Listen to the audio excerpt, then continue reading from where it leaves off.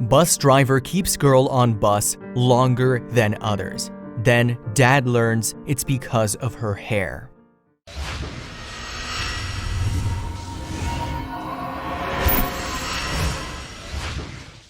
Philip Pieri lives in Utah with his 11-year-old daughter.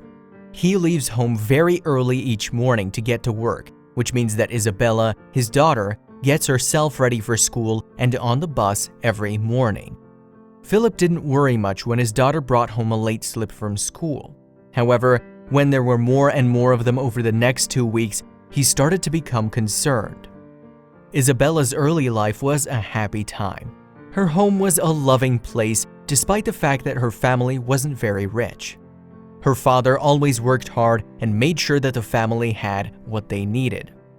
His wife Patricia would always reassure him that everything would be all right, but neither of them had any idea what lay ahead of them. Unfortunately, Patricia was diagnosed with a terminal illness when Isabella was only 3 years old. She battled the disease for the next 6 years before sadly passing away. Philip was heartbroken at the loss of his wife, but he didn't give up. He worked hard to provide and be there for his daughter. This did, however, mean that young Isabella didn't have anyone to help her get ready for school in the mornings. After losing her mother, young Isabella became very independent. She woke up early every morning and would get herself ready for school. As difficult as things were, she kept on going. 2 years passed by in the blink of an eye. Without all the know-how that his wife had, some things slipped Philip's notice. Isabella suddenly started getting tardy notices every day. Philip drew Isabella aside and tried to find out what was going on. However, Isabella wouldn't talk to him, not wanting him to know the truth, and instead she just changed the subject. Philip didn't push it, but Isabella's behavior made him become suspicious. Philip decided to leave work early one day and find out what was going on. He drove to Isabella's school and parked on the corner. He waited for her to come out and the bus to arrive. Philip watched as Isabella came out and boarded the bus the way she was supposed to. He followed the bus and then he noticed something unusual. Philip understood that it wasn't easy for his daughter after the death of her mother, and she had understandably changed. The loss of a parent isn't easy for anyone, let alone a 9-year-old. Recently, however, her behavior had changed drastically, and Philip became increasingly concerned about his daughter. Philip confronted Isabella that evening. At first, he just asked about her day, whether she was late due to oversleeping or if she had trouble sleeping, but Isabella said no. That was when he finally confronted her about the bus driver. When he did, Philip noticed the girl's eyes growing wide. He asked her why she was being kept on the bus longer than the other children and whether that was what caused her to be late. Finally, Isabella broke down and told her father the whole story. The driver had been holding Isabella back on the bus after all the other children had left. Then she admitted the reason had to do with Isabella's hair. As it turned out, after her mother's passing, while Isabella could get ready for school, she struggled with her hair. This wasn't news to him, however.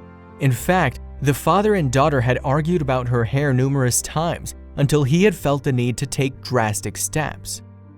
He had tried as hard as possible to help untangle Isabella's hair, but he didn't know how to. She'd get mad at me for pulling her hair.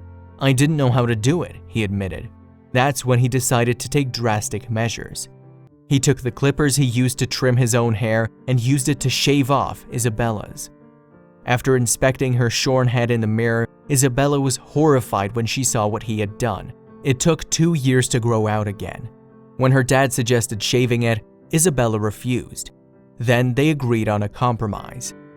Instead of shaving Isabella's head again, Philip took out a pair of scissors and cut half of the length off. But this didn't solve the issue, and soon Isabella's hair was matted and unkempt again. She had no choice but to tie it up to try to hide it until the day that the bus driver noticed. Tracy Dean loved her job and she loved children. When she saw that Isabella was struggling, she knew she had to step in. She saw that Isabella's hair had been cut the night before and suspected that her dad had no idea how to style it. She asked her to stay behind on the bus and whipped out a hairstyling kit from her handbag. Soon, Isabella and Tracy's hairstyling sessions became routine. Tracy would comb Isabella's hair out every morning and plait it into a French braid. I could tell she was struggling with her hair. We usually do 2 French braids first, and once in a while she just wants 1 braid, Tracy admitted in an interview. But why did she do it? At first, it was slow going. It took a full week of 10-minute sessions for Tracy to slowly untangle Isabella's hair. She had been slightly late for school on those days, but Tracy knew it was important. She has 4 children at home, one who is almost Isabella's age. But when Isabella began to open up about her mom, Tracy couldn't hold back. When Tracy heard about Isabella's mom, she started to cry. Isabella was confused, but then Tracy revealed something about her past. She herself had had cancer, just like Isabella's mom. She knew she was lucky to have pulled through and was grateful that she could still be there for her children. I didn't just survive for my husband or my children.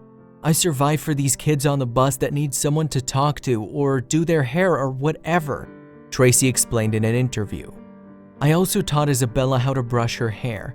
She'd get on the bus and she'd say, "I brushed my hair. Does it look good?" I'd say, "You did awesome." Naturally, when Philip found out about Tracy and Isabella's morning routine, he was dumbfounded. Isabella didn't want to hurt his feelings at first. After all, he had tried his best to untangle her hair. But Philip is only grateful to Tracy. One day, Isabella came home and looked beautiful. I call her my princess and she looks the part. She plays the part and her confidence is way up, which is what I've been intending, Philip said. Soon, the media caught wind of the heartwarming story and Tracy was hailed a hero, but she remains humble. It's just the way my mom raised me, to be nice to everyone, people who need a little love in their life. I like to give all the kids a chance, even the naughty kids, she said.